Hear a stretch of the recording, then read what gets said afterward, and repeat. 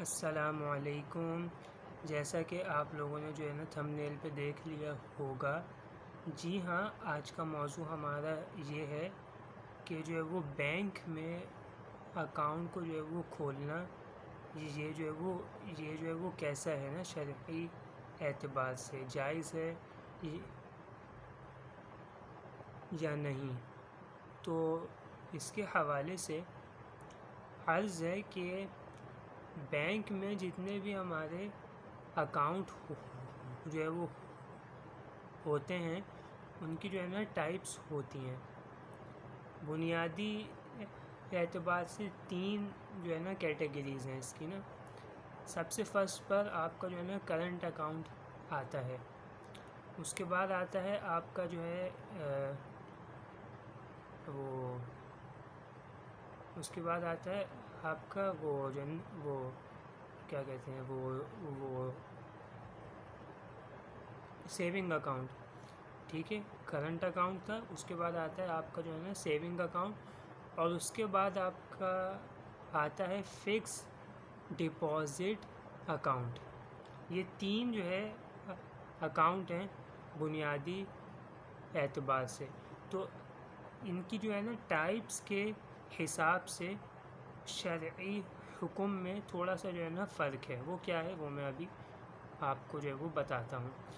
سب سے جو پہلی ٹائپ میں نے آپ کو جو ہے وہ بتائی ہے نا کرنٹ اکاؤنٹ کی، یہ کسی بھی بینک میں جو ہے وہ جو ہے نا آپ جو ہے نا کھولیں، چاہے وہ اسلامی بینک ہو یا جو ہے نا نان اسلامی بینک ہو، کرنٹ اکاؤنٹ کا کھولنا جو ہے وہ جائز ہے، ٹھیک ہے نا۔ اس میں مسئلہ جو ہے وہ نہیں ہے۔ کیونکہ اس میں صرف یہ ہوتا ہے کہ آپ اپنی کچھ اماؤنٹ کو بینک میں جو ہے نا رکھوا دیتے ہیں، اور آپ کو جب وہ اماؤنٹ جو ہے وہ وڈرا جو ہے وہ کرنی ہو، یعنی وہ جو ہے نکلوانی ہو، آپ جو ہے نا آپ جو ہے نا اس کو جو ہے نا بآسانی وڈرا جو ہے وہ جو ہے نا کروا لیتے ہیں۔ اس میں آپ کو کسی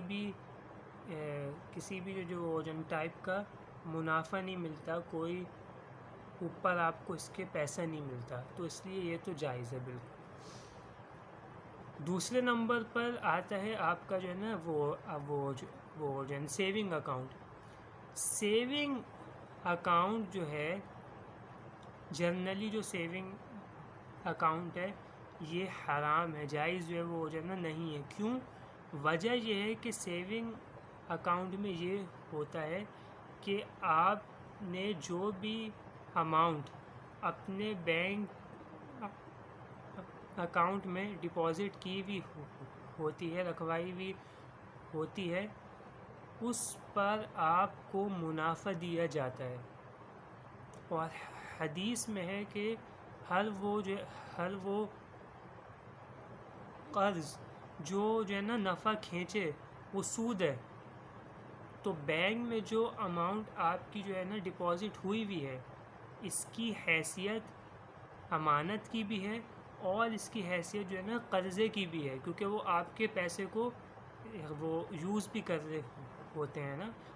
وہ جو آپ کی اماؤنٹ ہوتی ہے وہ بینک کے جو ہے نا رولنگ میں ہوتی ہے، وہ ایسی جو ہے نا وہ جو ہے نا رکھی ہوئی نہیں ہوتی، پھر آپ کو جب بھی نیڈ ہوتی ہے تو وہ آپ کو جو ہے نا دے دیتے ہیں۔